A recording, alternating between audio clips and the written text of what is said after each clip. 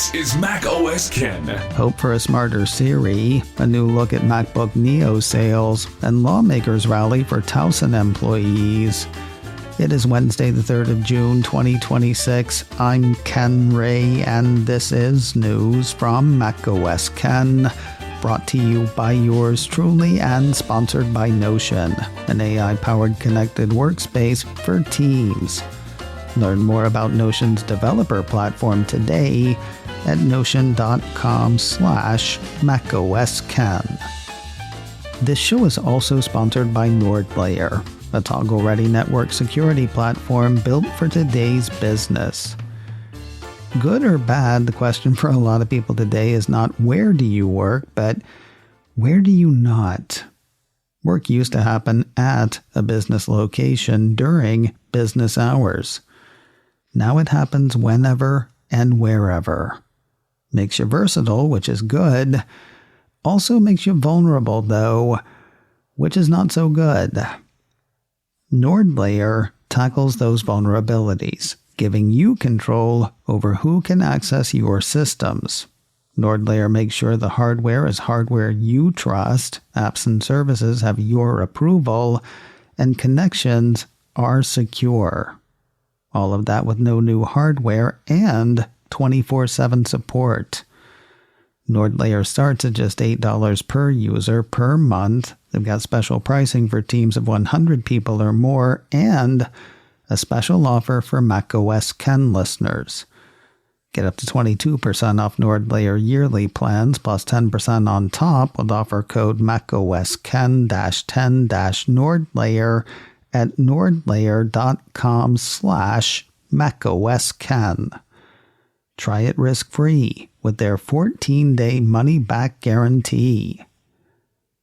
NordLayer, toggle-ready network security built for your business.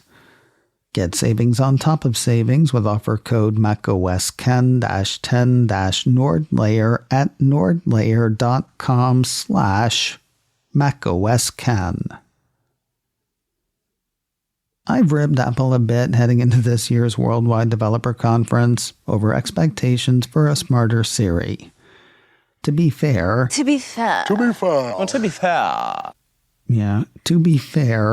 they earned that ribbing a couple of years ago when they promised a smarter Siri that they proved unable to deliver.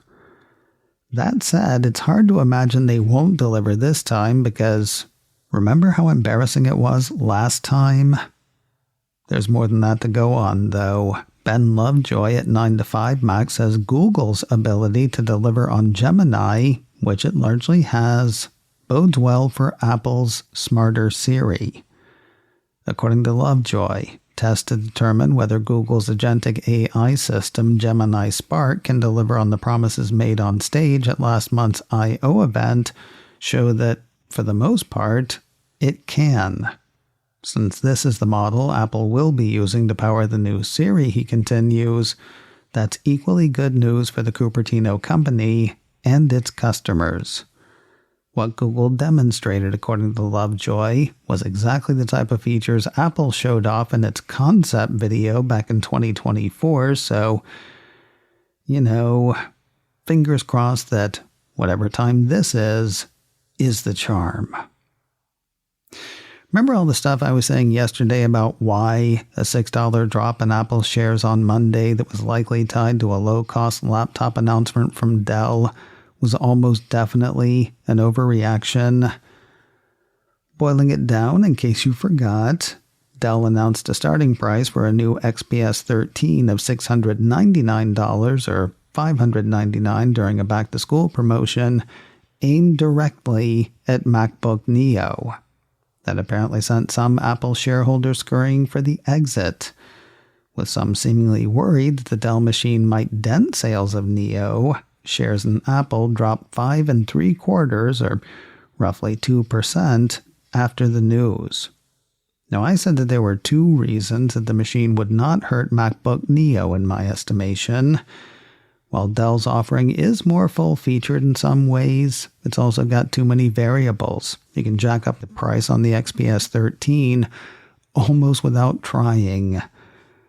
As for the other reason, Lots of people who have been Mac curious but turned off by the price finally have a low-cost way to satisfy that curiosity. Now a piece from TechCrunch has me doubling down. The site spoke with folks from IDC who say that MacBook Neo is crushing it. They had Apple shipping 1.1 million MacBook Neo units in the March quarter. That beat the 900,000 M5 MacBook Air units shipped in its first quarter and the 550,000 M5 MacBook Pro units shipped in its first quarter of availability. Making Neo's performance more impressive, it was only out for 3 weeks of the March quarter. That is 1.1 million MacBook Neo shipped in 3 weeks, according to IDC. Breaking those numbers down a bit, the firm says only 44% of the March quarter Neo units were shipped to the US. That puts the other 56% on other parts of the planet, which could signal a serious change for Apple's global Mac offerings. The piece has a senior market analyst with IDC indicating that Neo's popularity could reshape Apple's strategy in markets such as India, where older MacBook models such as the M1, M2, and M3 Air have historically been important volume drivers when sold at discounted prices during sales events. IDC is not the only market tracker that thinks so. The same TechCrunch piece has an associate director at Counterpoint Research indicating that Apple's low-cost laptop is helping Apple expand beyond its traditional customer base by attracting first-time Mac buyers and competing in lower-priced notebook segments where Macs have historically had little presence. What do the governor of Maryland and close to 50 members of Congress have in common? They've all got a problem with the planned closure this month of Maryland's Apple Towson Town Center store. Apple Insider ran a piece Monday that had 40 members of Congress sending a letter to Apple over the issue. That followed a letter from 9 members of the Maryland congressional delegation sent last month. Part of the problem is the job loss. Another issue, the Towson location was the first Apple store in the U.S. to vote to unionize. That's at the heart of the second letter from Congress. According to Apple Insider, the letter states outright that the store closure is likely a violation of Section 7 of the National Labor Relations Act. While the letter doesn't say how the closure violates Section 7 exactly, the legislators would like to see Apple take one of 2 courses. The preferred course would be to keep the store open. If they can't or won't do that, though, lawmakers would like Apple to transfer the affected employees to new jobs without those employees having to reapply. While employees at other stores closing this month will be able to transfer seamlessly, Apple has said that union rules make such a transfer impossible for union workers, something the union says is not true. Just up the road a piece from the nation's capital, Maryland Governor Wes Moore has issued a statement on the issue. 9 to 5 Mac ran a piece Tuesday that had the governor saying, "The Towson Town Center Apple Store has been a retail anchor for the region. It's provided good-paying jobs, increased economic activity, and been an important localized service hub for the region. As the first unionized Apple retail store in the country and a strong performing location, its workers prove that economic growth and workers' rights go hand in hand." Now, the governor continues, the rug is being pulled out from underneath them. These Marylanders deserve the same transfer rights and opportunities afforded to other Apple employees, and we stand with them. Apple seems to have offered no comment on either call from lawmakers. As things stand now, Apple Towson Town Center will close its doors for the final time on Saturday, the 20th of June. More news in a moment, but first a word from today's sponsor, Notion, an AI-powered connected workspace for teams, now with a developer platform for building on Notion. Remember my friend I talked about yesterday, the one who has trouble importing data from outside sources, which is not a problem that Notion has? Yeah, my friend has another issue. People in the same business, theoretically working toward the same goal, who are hampered by permissions or lack thereof. Somebody's built something neat in an application and other people can't see it because they don't have licenses or they haven't been cleared for it. That's what's great about building in Notion. The collaborative workspace and the platform you build on are the same thing. Notion is built for teams, not silos. With the recent launch of custom agents, Notion became the collaborative AI workspace where teams and agents work side by side. And now their developer platform is turning that workspace into infrastructure on which developers can build. Learn more about Notion's developer platform today at notion.com/macOSKen. That's all lowercase letters, notion.com/macOSKen to try Notion's developer platform today. And when you use that link, you are supporting this show. That's all lowercase letters, notion.com/macOSKen. Hey, how much does this stink? Johnny Evans over at Apple MOSK says Microsoft is hardcore hobbling Office for Mac 2019. Starting on the 13th of July, the suite of productivity applications will go into what Mr. Softy is calling reduced functionality mode. You might be wondering how reduced is. Well, you know how you can make documents in Word, make spreadsheets in Excel, and make presentations in PowerPoint? Not after the middle of July. Starting then, Office 2019 for Mac users will be able to open, view, and print documents, but won't be able to create, edit, or save them, according to the report. For affected users, Microsoft suggests customers use the free Microsoft 365 web apps. They could also pay for a subscription to Microsoft 365 or buy Office 2024 for $200. For his part, Apple MOSK's Evans has a couple of other ideas.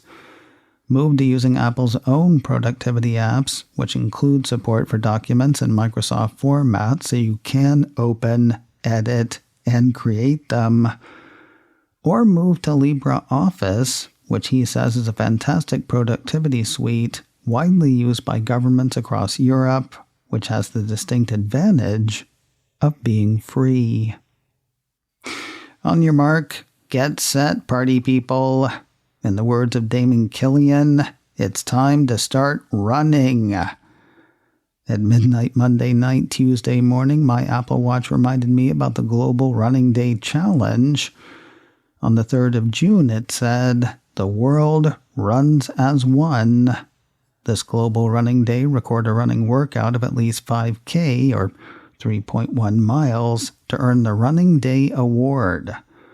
That'll net you the usual virtual medallion and animated stickers, provided the run is tracked either through the workout app or any app that records workouts to health. Because I do want to talk to you tomorrow, I will not be doing that today. For folks who feel fit for it, it's time to start running. And now, the entirety of a Mac Rumors article. Under the headline, Nintendo Music now available on iPad and CarPlay, here comes the whole article. Are you ready? I think you are. Nintendo Music has been updated with support for the iPad, CarPlay, and searching for tracks via Siri. The app allows Nintendo Switch Online subscribers to stream soundtracks from popular Nintendo games. I honestly refreshed the article a few times to see if there was anything else or if something had gone wrong. The funniest part to me, a lot of the comments were about how short the article was. I have now spent more time talking about it than it took to read it. Let's move on. The first trailer's out for the penultimate season of the Apple TV sci-fi drama Silo. The Cupertino streamer issued a press release Tuesday promoting Season 3 and dropping a trailer on YouTube. According to the release, Season 3 of Silo reveals an origin story set centuries earlier while continuing the saga of a dystopian society of 10,000 people living underground under mysterious circumstances. The show's already been picked up for a fourth and final season. Seasons 1 and 2 are available to stream now on Apple TV. The first episode of Season 3 hits the stream on Friday, the 3rd of July. And finally today, a hearty congratulations to this year's winners of the Apple Design Awards for apps and games, which are also apps, but whatever. 9 to 5 Mac had Apple issuing a press release announcing and congratulating the winners on Tuesday. Running through the who's who, Grug won for app in the delight and fun category, with Is This Seat Taken winning for game. The inclusivity category saw Guitar Whiz win for app and Pine Hearts win for game.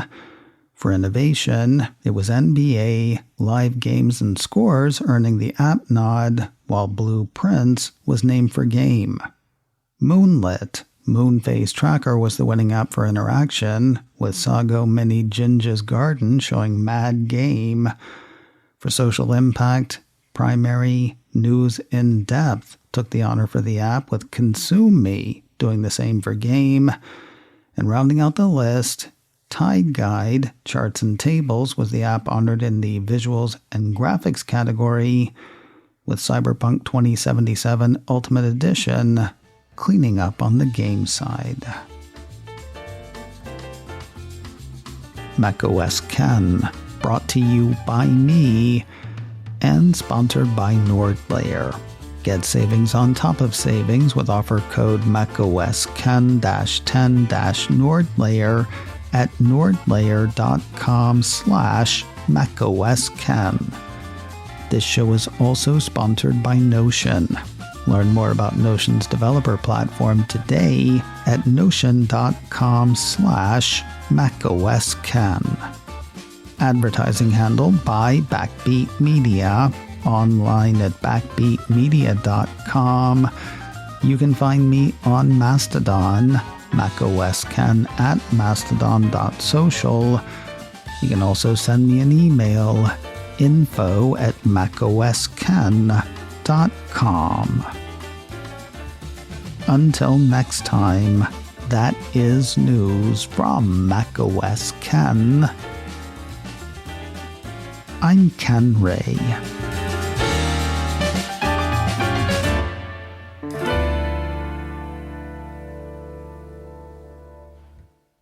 Leonard likes this post.